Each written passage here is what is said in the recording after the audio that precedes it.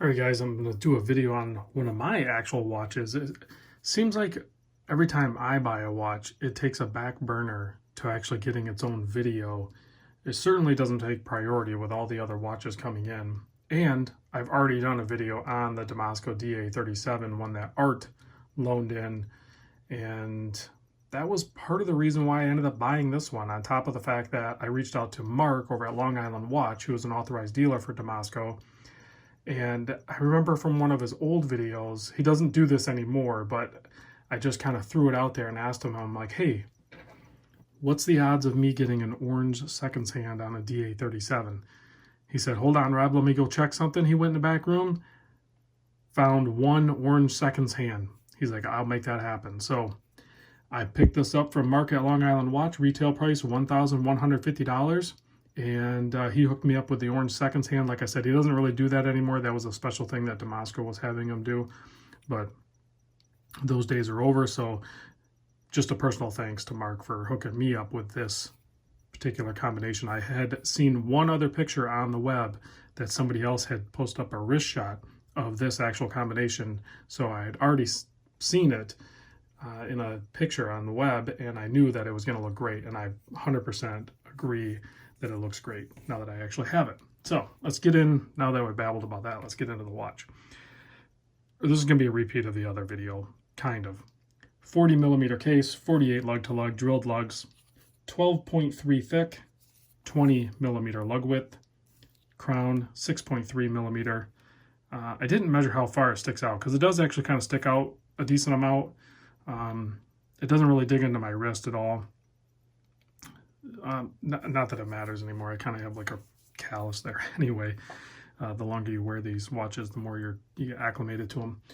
Let's see. Obvious things here. You have the white dial. This is actually fully loomed, printed C1 dial there, so it's going to glow awesome as soon as the lights go out.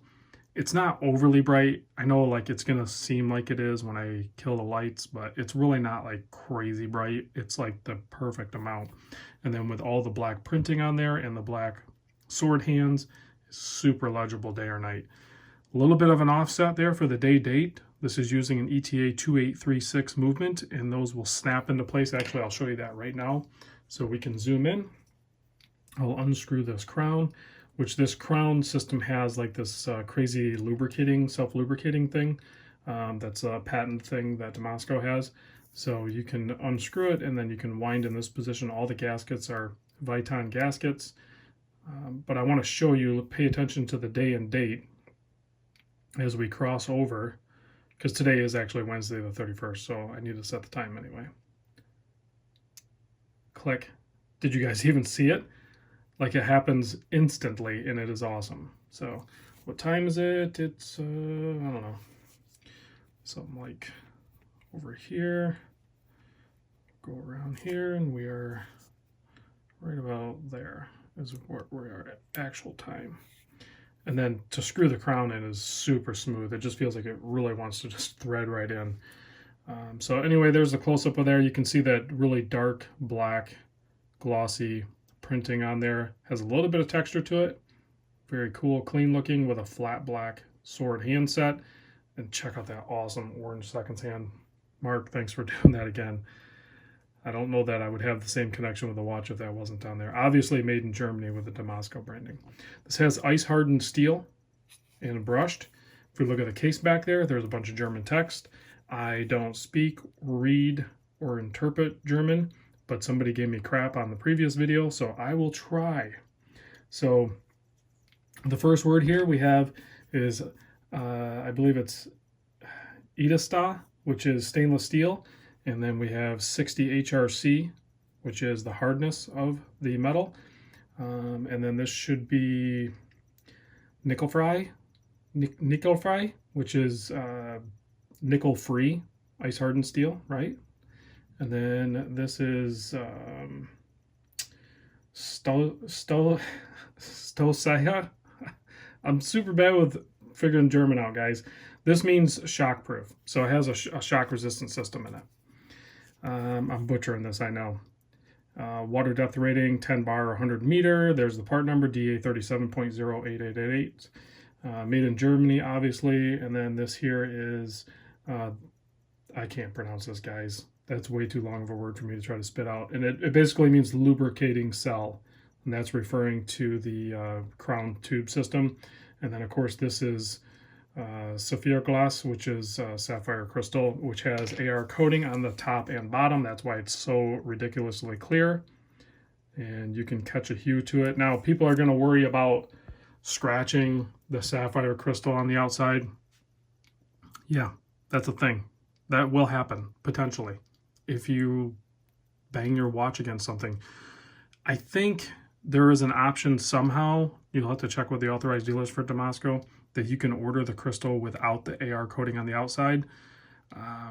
Maybe that's an option or best option for you. I personally like AR coating on the top and bottom. The majority of my watches that I really gravitate toward have AR coating on the top and bottom. My Breitling, all the Breitling do, all the Omega that I have actually have it. And this watch here, I'll pop it off wrist and I'll show you in a minute, but is part of the reason why I actually bought this watch, because I knew I'd want this Aquaterra, but this one's more of a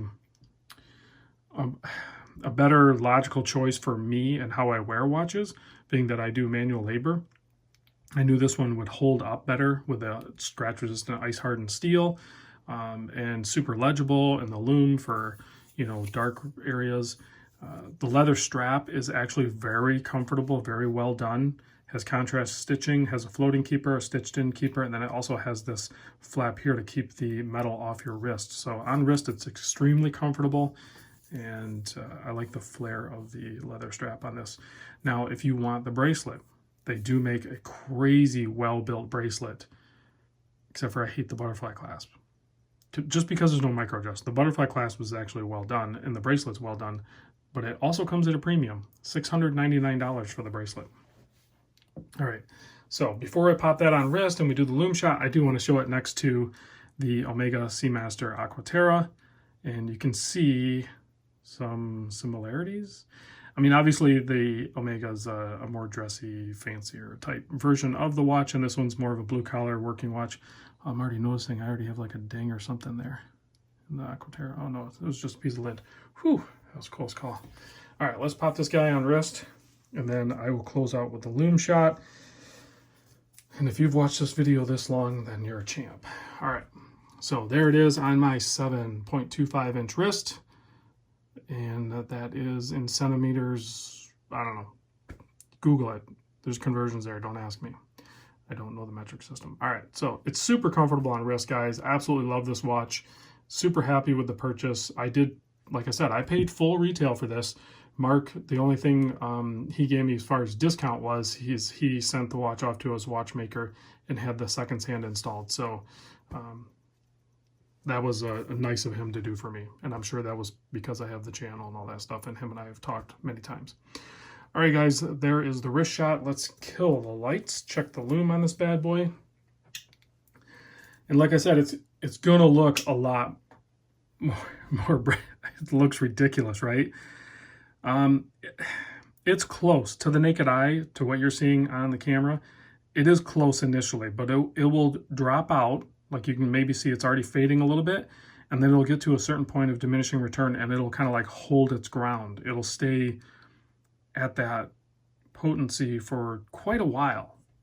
So, and I can still read this thing at all hours of the night. The C1 typically doesn't last super long, but something to do with how thick they've applied it, it actually has a very long lasting lower level type Lume. So if you were looking at the Damasko full Lume dials, you will not be disappointed. All right, guys, thanks for watching. I'll see you on the next vid.